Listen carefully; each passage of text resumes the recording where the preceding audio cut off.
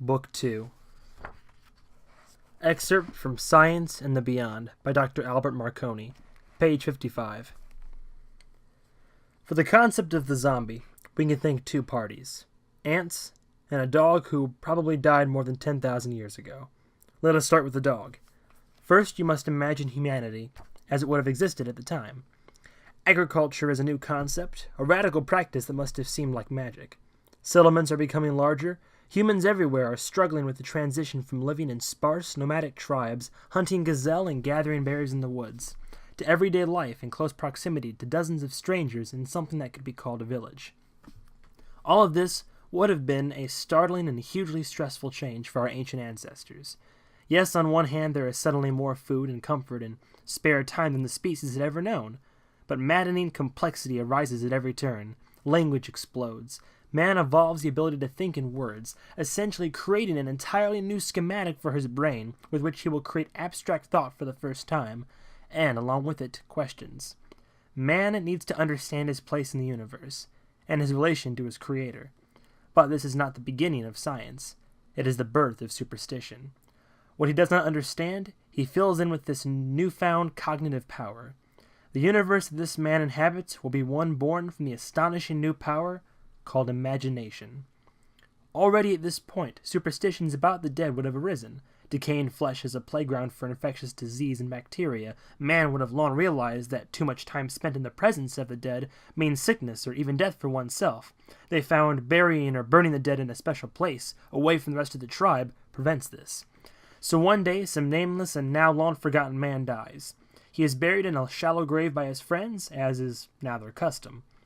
But along comes a dog, or a wolf, which smells under the loose soil the irresistible scent of slightly putrid meat. The dog digs and finds a hand. It pulls it up from the soil with its jaws, but then becomes distracted in its task and runs away. Along come the deceased man's friends once more, and what do they find? A pale, dead hand, pushing up through the soil, as if clawing for the sky. Their friend, though still clearly dead, attempts to escape from his grave and walk, and thus the undead enter our cultural memory once and for all. That image of the pale, decaying hand emerging from the grave can still be found on endless movie posters and horror novels. From that primal fear would develop the mythology of the zombie and the vampire and countless other incarnations across time and cultures. But why does this haunt us so profoundly? After all, a shambling, decaying man should present less of a physical danger than a quick, strong, able-bodied man who wishes us the same harm. If anything, such a man would be easier to outrun, outwit, and eventually put down. Why would mankind spend 100 centuries obsessing over such an easily vanquished opponent? For the answer, we must look to the ant. As I alluded to, even before civilization began to emerge, agriculture must have seemed to early humans an inconceivably brazen attempt at playing God. Why to refuse the nuts, berries, and game that were naturally placed before you by Providence, and to instead plant and grow your own? It would be the ancient equivalent of some mad scientist today promising to grow a child in a vat. This bitter divide among early man finds its way into our mythology with the story of Adam and Eve, the decision to abandon the self-sustaining garden in favor of food that only grows reluctantly from the ground by the sweat of thy face. But this kind of audacious assault on nature, an act not observed in any other of the world's creatures, required man to accept, or believe if you prefer, that he was unique, blessed, divine. The planet is there for the taking, and he must believe that he is destined to subdue it. Thus mankind embraces his identity as an eternal creation, a being above and beyond the physical, a being capable of choice, where all of the other beasts and fishes function according only to the simple arithmetic of crude instinct. A bear's actions can be boiled down to hunger or fear, but a man is capable of decision, because he has this indefinable but all-powerful spark. This is what makes him man. But then man observes the ant. Clearly, no individual ant possesses the same spark. No ant ever created a work of art or felt love or loyalty. No ant ever thought through a decision. Ants mindlessly follow pheromone trails, to the point that if the leader forms a circle, the colony will follow it around and around endlessly until all have died from exhaustion. Yet, they create vast colonies, with separate chambers for the hatching of eggs and waste and storage. They grow and harvest fungi for food. The tunnels are designed with ventilation to the surface to carefully regulate temperature and air quality. A human would need years of formal study to learn all the various principles and skills required to build a structure as complex as those created by the mindless ants. So what, then, makes humans so special? Of what good is this explosive wonder we call imagination, or the internal monologue we call our mind or personality? Of what value is the divine spark that we believe grants us dominion over all, including those ants? All of our greatest achievements can apparently be duplicated without it. That is why we fear the zombie. The zombie looks like a man, walks like a man, eats and otherwise functions fully, yet is devoid of the spark. It represents the nagging doubt that lays deep in the heart of even the most zealous believer. Behind all of your pretty songs and stained glass, this is what you really are. Shambling meat. One true fear of the zombie was never that its bite would turn us into one of them. Our fear is that we are already zombies. 8 days, 12 hours until the massacre at Ffirth Asylum. John noted that somebody could actually chart in miles per hour the speed at which the panic and bullshit rippled outward from undisclosed. They left the highway to get gas about an hour north of the town, and at that point, everything still seemed just a couple of ticks off from normal. The convenience store was busy, but not crazy. John bought cigarettes and 2 Red Bulls, and even chatted with the girl at the counter about what was going on. She talked him into getting a couple of hot dogs that had been slowly rotating in their warmer for a week or so. Amy grabbed a huge bag of strawberry Twizzlers and the biggest dyed Mountain Dew they had. Amy paid, and John promised to pay her back. Then he had a moment of panic when he wondered if the guy who wrote his paycheck every 2 weeks was even still alive, or if the bank where he had his checking account was still standing. If not, then what? He had nothing, just the clothes on his back. Then, when he and Amy stopped at another convenience store just 25 miles up the road, both of them urgently having to use the bathroom for different reasons, the place was a madhouse. The lines to the gas pumps led all the way to the street, blocking traffic as people waited to turn in. All the bottled water, milk, and bread had been stripped from the shelves. An Indian guy behind the counter was arguing with somebody about a per-customer limit he had just imposed on everything in the store at that moment. Everyone was on their phones, yelling about packing up, getting the kids from basketball practice, heading to Mom's house. Yes, now, they'd say. A curfew was coming. Martial law was going to be declared for the whole Tri-County area, or the whole state, or the whole country. Terrorist attack was the key word in all the conversations. A biological weapon, released by a cop who went crazy and became a jihadist. The stuff made the skin rot off your bones, ate through your brain, made you kill your family. Highly contagious. Countless infected may have gotten out of the town before the government sealed it off. We could all be infected for all we knew. Some thought this was what the government wanted. Some thought the government itself released the pathogen. John and Amy got out of there as fast as they could, not even stopping to buy a courtesy item, which Amy said was her normal policy when using the bathroom at a business. John said that was the kind of rule that got suspended during the apocalypse. John was trying to stay calm because Amy was getting worked up, and panic has a way of multiplying when you have two people's fear flowing back and forth, creating a feedback loop. She kept asking questions that he didn't have answers to. Wouldn't somebody from the government come looking for them for breaking quarantine? Wouldn't they know to look for the Bronco? He didn't know. They were heading back to her dorm at the university because they had literally nowhere else to go, but Amy kept asking questions about that too. Wouldn't they come looking for them there? If the infected were dangerous, shouldn't they get some guns or something? John thought all of those were great questions, but he wasn't entirely clear what he was supposed to do about any of them. Say they dumped the Bronco. Then what? Walk? Steal a car? Yes, somebody would eventually come knocking at the dorm if they stayed there too long, though he thought the government had bigger fires to put out at the moment. But goddammit, they needed to stop somewhere and sit down and reorganize. He had just slept for a couple of hours the night before in a chair at the police station. He just needed to reset himself, get something to drink. Yes, it'd be nice to have the flamethrower plus a shotgun and 10 or 20 boxes of shells. They didn't. He also didn't have the cash to buy a gun, but even if he did, he was pretty sure if they stopped at a Walmart they would find the line of sporting goods wrapped around the store. All the guns would be gone, along with all the ammo and cleaning kits and knives. Also gone would be the camping supplies, the water purification tablets, tanks of propane, the batteries, the hand-cranked emergency radios, and so on. This is a part of the country that created a nationwide ammunition shortage the day after they saw a non-white president won an election.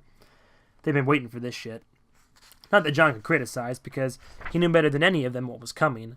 What was really coming.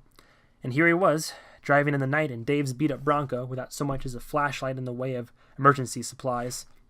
Not that he would put it like that to Amy.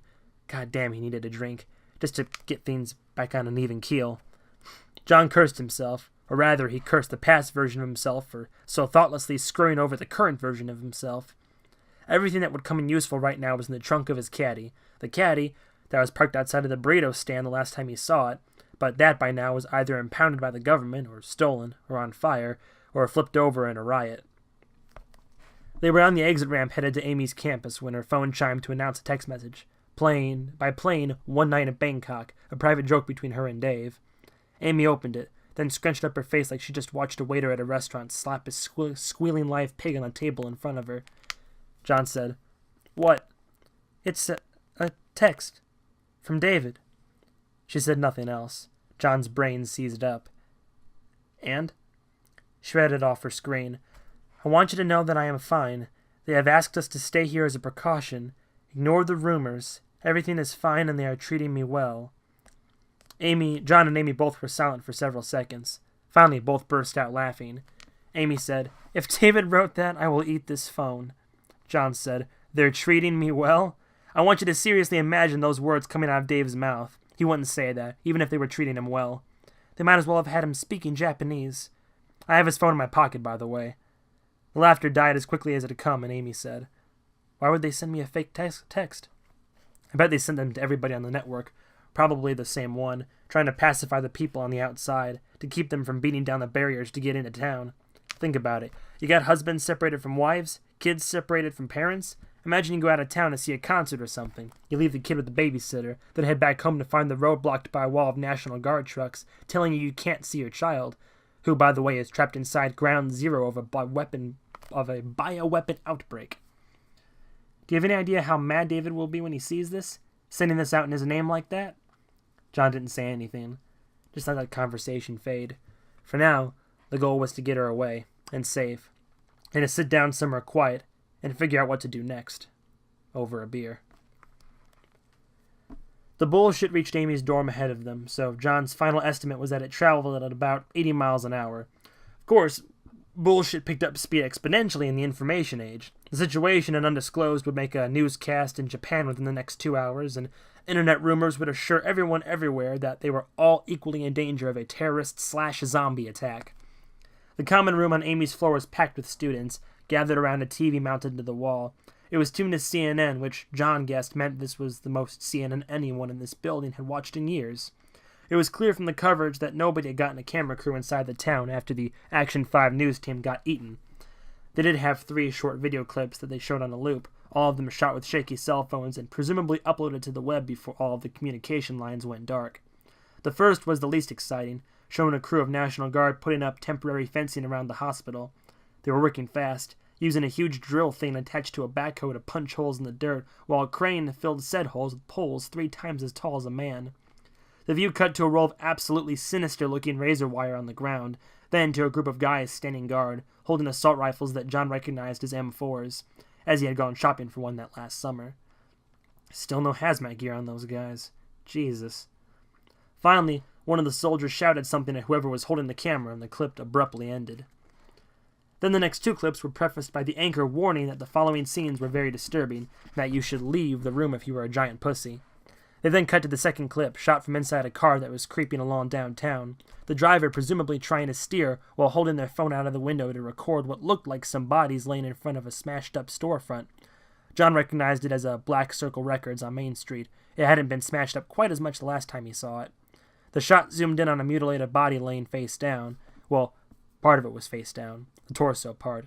The pelvis was a twisted pink mess, and the legs were turned all the way around, so that they were toes up. Suddenly, one of the legs snapped into action, bending at the knee as if the legs were going to get up on their own and walk away without the rest of the body.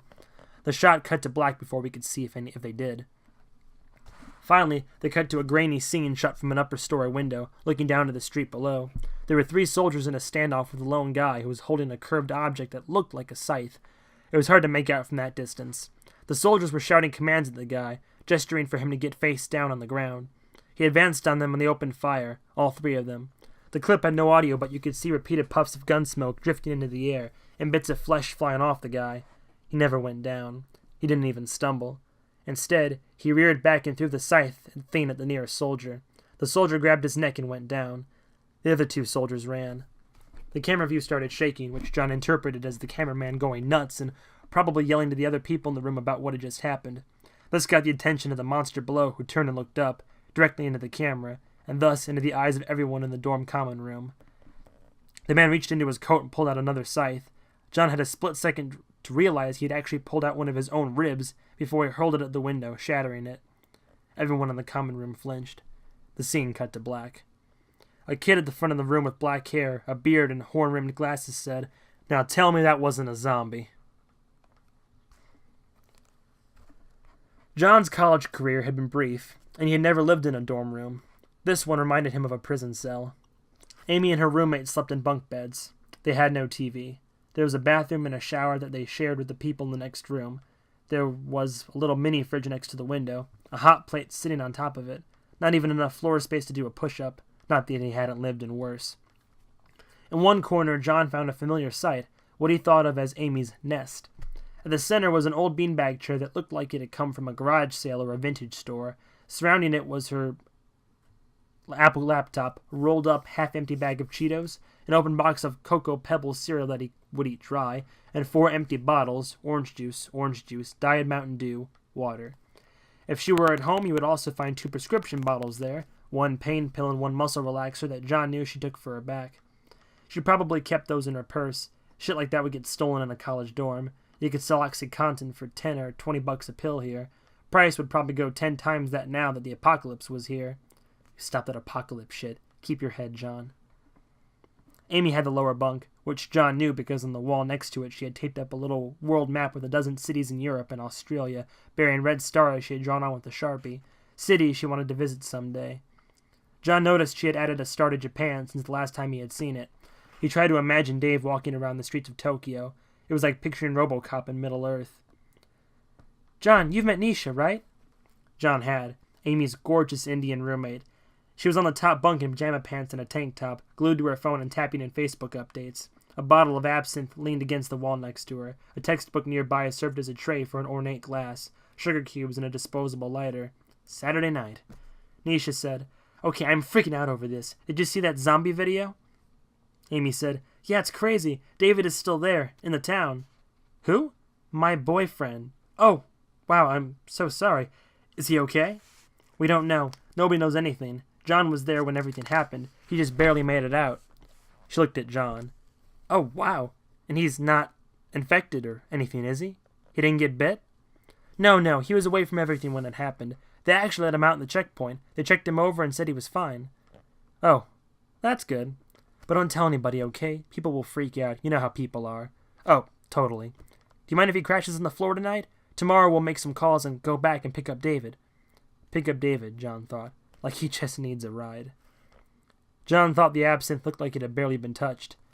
"Absolutely," said the roommate, even more oblivious. "Hey, Pizza Factory's doing their 2-for-1 thing tonight." John thought. Brains splattered on blue plastic. As Amy said, "Okay, yeah, we need to eat. John, what do you take on your pizza?" A part of John realized this was crazy, but another part of him wondered if there would be such a thing as pizza a week or a month from now. "John?" "Meat. I want meat on it. All the meat that they have." Amy sank into her beanbag chair, and John noticed she called the pizza from speed dial. Nisha nodded to her absinthe bottle and said to John, "Want a drink with me?" Well, it would be rude not to at this point.